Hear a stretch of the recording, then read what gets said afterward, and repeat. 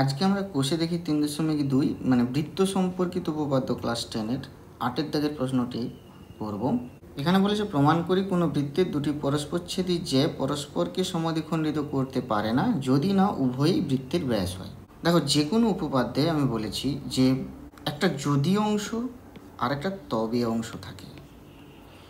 যদি সামথিং কিছু হয় তবে কিছু একটা হবে। আমরা সাধারণত প্রমাণ দুভাবে করতে পারি। এক, কি না, যদি অংশটাকে সত্য ধরে নিয়ে আমরা লজিক্যালি প্রুভ করতে থাকি তবে অংশটা, অথবা আরেক প্রকারে প্রমাণ করা যেতে পারে। সেটা কি না, একটা জিনিস জেনে রাখবে যে প্রত্যেকটা বক্তব্যের বিরুদ্ধ ধনাত্মক বক্তব্য বলা হয়। বিরুদ্ধ ধনাত্মক বক্তব্য, যাকে ইংরেজিতে বলা হয় কন্ট্রাপজিটিভ স্টেটমেন্ট, সেটা সবসময় সত্য। বিরুদ্ধ ধনাত্মক বক্তব্য কি? সাপোজ আমি ধরে নিচ্ছি যে যদি পি হয়, মানে পি হচ্ছে একটা বক্তব্য, তবে কিউ হবে। এর বিরুদ্ধ ধনাত্মক বক্তব্য হবে কি, যদি কিউ না হয় তবে পি হবে না। এইটা কিন্তু এর বিরুদ্ধ ধনাত্মক বক্তব্য। কিউ না হয় পি হবে না।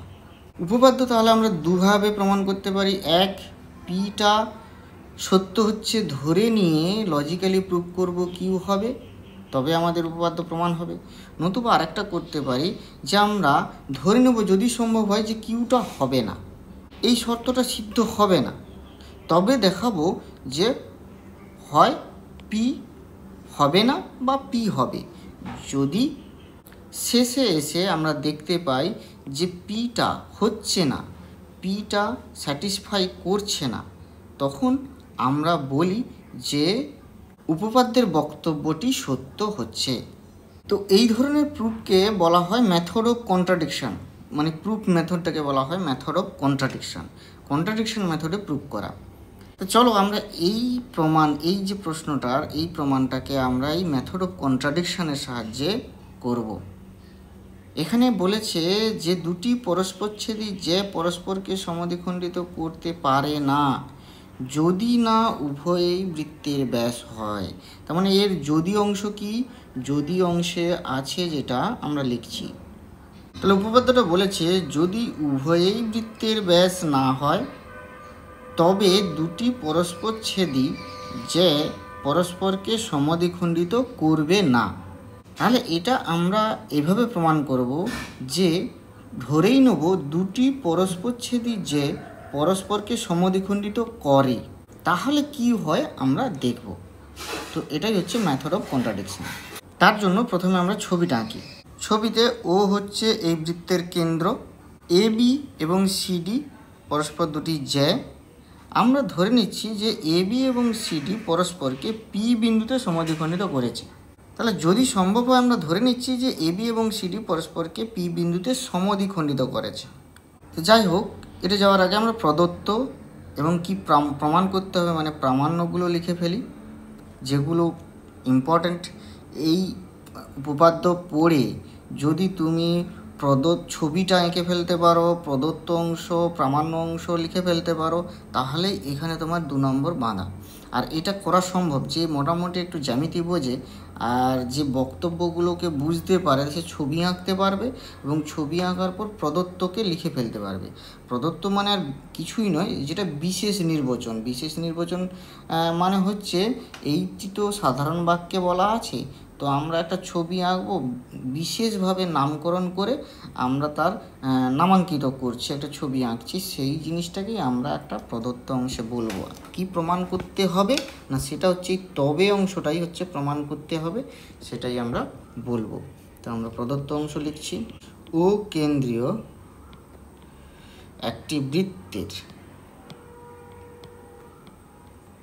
এ বি ও সিডি দুটি যে পরস্পরকে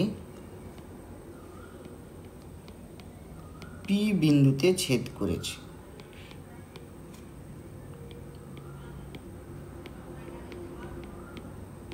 দেখো এখানে আমি ইন্টেনশনালি বললাম না যে পি বিন্দুটা কি সমদ্বিখণ্ডক বিন্দু, মানে সমদ্বিখণ্ডিত করেছে না করেনি সেটা আমি ইন্টেনশনালি এখানে বললাম না। এখানে কি প্রদত্ত দেওয়া আছে আমি সেটা বললাম, মানে প্রদত্ত কি সেইটা বললাম। আমরা পরে আসছি ওটা কিভাবে আমরা প্রমাণের অংশে ওটা লিখব। তো প্রমাণ করতে হবে কি না, প্রামাণ্য। প্রমাণ করতে হবে এই যে পি বিন্দু A B O C D এর সমদ্বিখণ্ডক নয়। আচ্ছা একটা জিনিস এইখানে একটু বলি, উল্লেখ করা হয়নি, এই যে জ্যাটা এটা কিন্তু ব্যাস নয়, এরূপ জ্যা বলতে হবে, ঠিক আছে? এটা আমরা বলতে হবে যে ব্যাস নয়, এরূপ জ্যা। তার ক্ষেত্রে আমরা প্রমাণ করতে পারবো যে পি বিন্দুটা A B O C D এর সমদ্বিখণ্ডক নয়। তো এবার আমরা প্রমাণ করি। প্রমাণ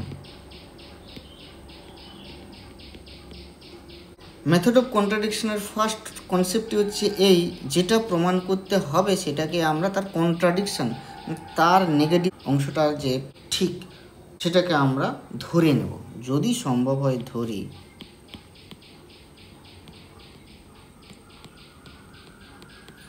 পি বিন্দুটি A B O C D এর সমদ্বিখণ্ডক।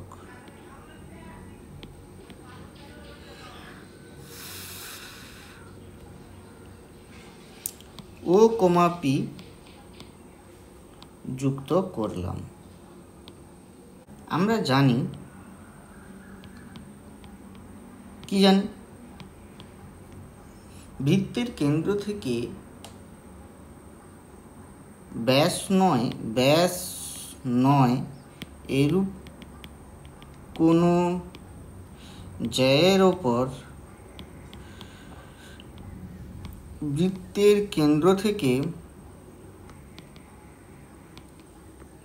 অঙ্কিত সরলরেখা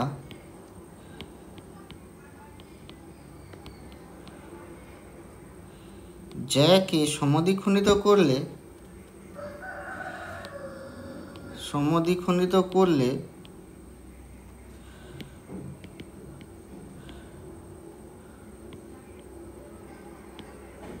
তা জ্যায়ের উপর লম্ব হবে। অতএব ওপি লম্ব এবি আবার এবং ওপি লম্ব সিডিও হবে, কারণ পি বিন্দুটা এ বি এর যেমন সমদ্বিখণ্ডক তেমন পি বিন্দুটি সিডি এরও সমদ্বিখণ্ডক। কিন্তু এখানেই একটা কন্ট্রাডিকশন তৈরি হচ্ছে। কি কন্ট্রাডিকশন না, দুটি ভিন্ন সরলরেখার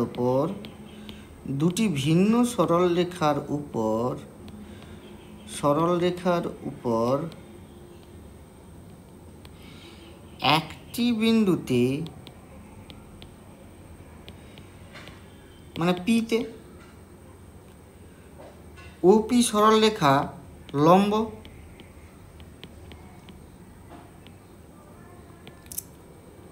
যা সম্ভব নয়। সম্ভব কি?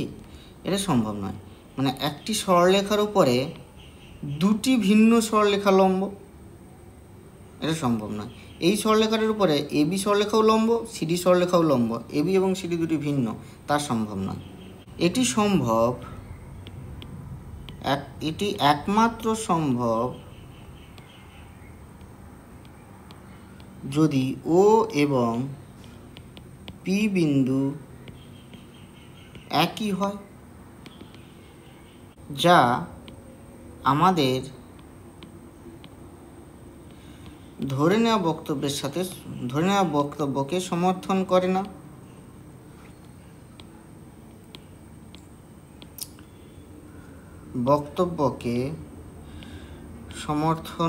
না।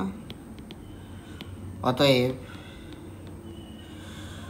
প্রদত্ত বক্তব্যটি সত্য। এইভাবে প্রমাণিত হলো।